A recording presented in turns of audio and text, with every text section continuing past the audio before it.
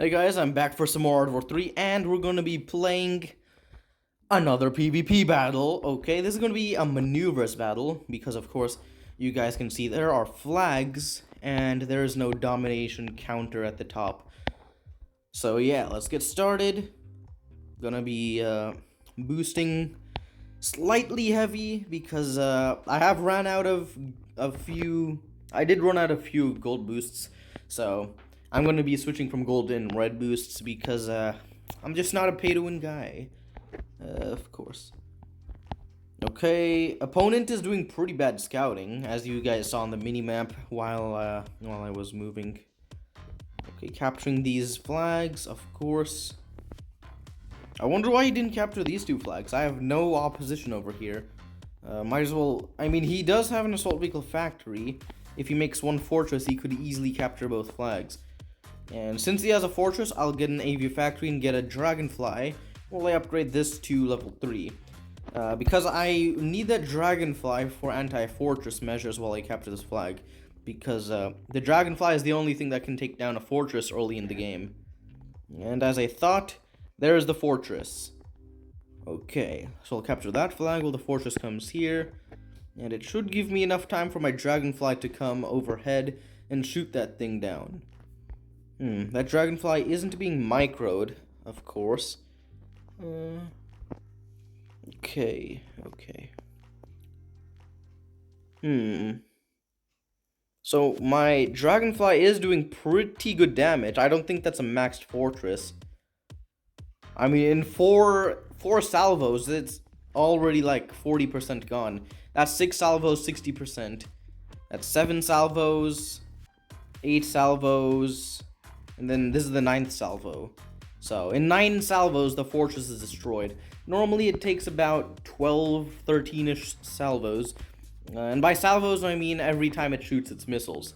And every salvo has 2 missiles, of course, because 2 missile launchers on each wing. Okay. So I built one gun tower because I feared a rush early in the game. I don't think he would rush at this point in time because I have dragonflies, and I am also getting jaguars. So yeah, I'm just gonna be building extra supply centers, and I'm gonna be taking up for hawks. Okay. So let's scout. Oh, that was lucky. And okay, so he's building more of an infrastructure over here. He has HQ level 3, and he is getting Zeus, apparently. Tough luck for him. I already have a few Jaguars out. And since he doesn't have Zeus, I plan on moving these Jaguars out to this flag, capturing this flag, and having map control. And since this flag is literally right next to his base, and we're on a hill, it will provide us some extremely good vantage. So let's go a little bit more.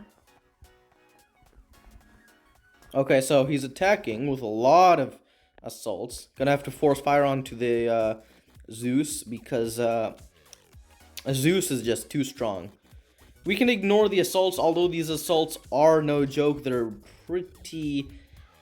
dealing some pretty good damage.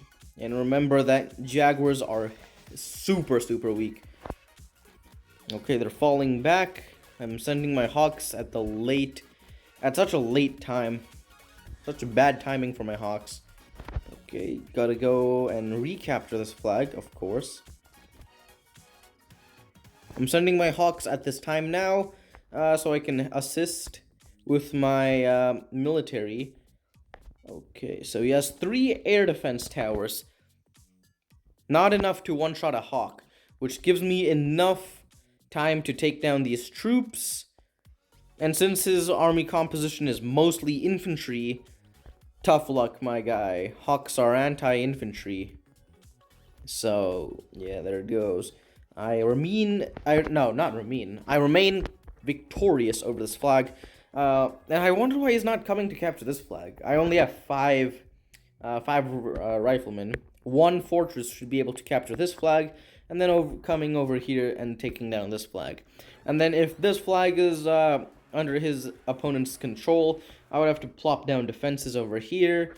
And yeah, so Okay, so I've created my barracks at this moment, and I'm producing some infantry because I need some variable anti-Zeus. Because as you guys saw, one Zeus and a few assaults were enough to send 3 Jaguars out. So if I bring in Grenadiers, the assaults will be focused on the Grenadiers, while the Jaguars and the Grenadiers will take down the Zeus. And once the Zeus are destroyed, then I can focus fire onto those assaults. So that's going to be my plan. Of course, I'm going to have to produce a few riflemen because he does have assaults, and Grenadiers are not really good for anti-infantry. So yeah, of course, I am going to go for chameleons because chameleons are pretty good. We can see that he is gathering up an army at around this area with a pretty good rally point. Okay. In the meantime, I've put all my units on hold mode, and if I see an attack pending, I will just put double tap and they will engage. So that's going to be my plan. Hopefully I have enough troops.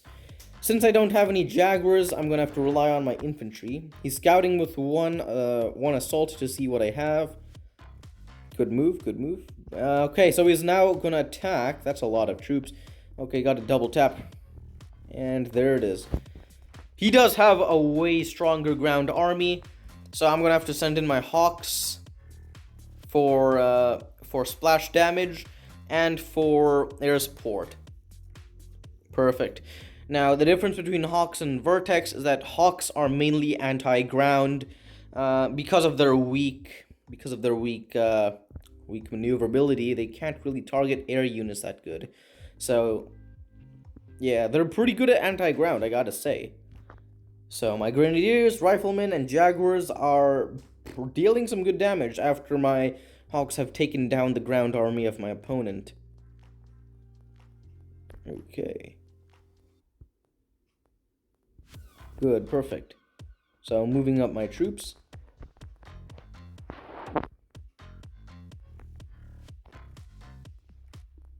Okay.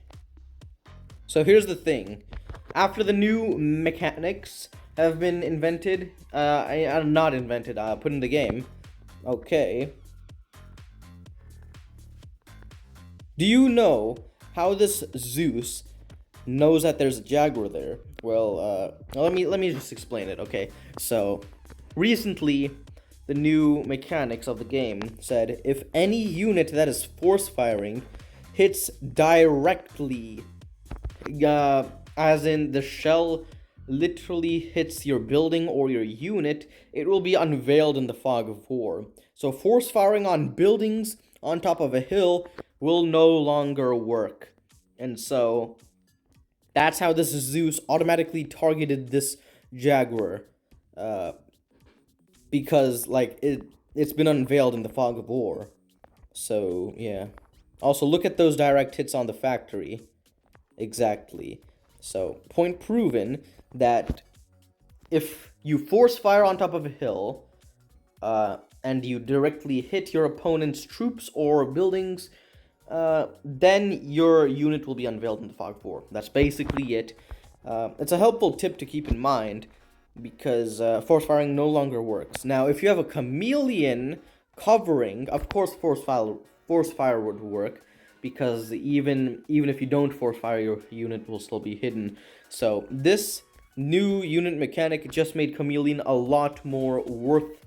Have a lot more worth because its ability to hide units has become more important because who doesn't want their units being hidden? Okay, so let's fast forward this battle real quick.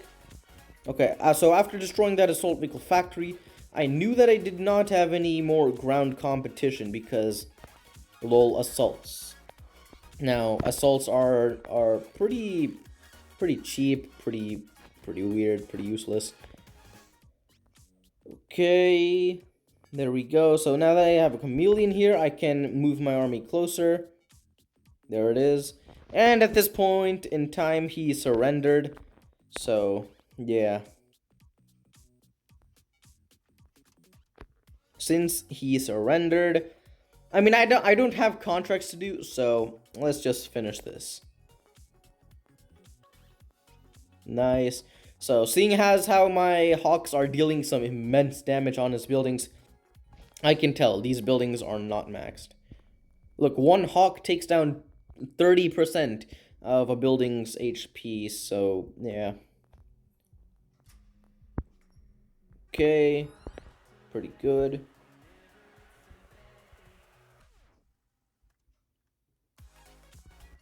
And it's good game at this point. So I'll see you guys in the next one.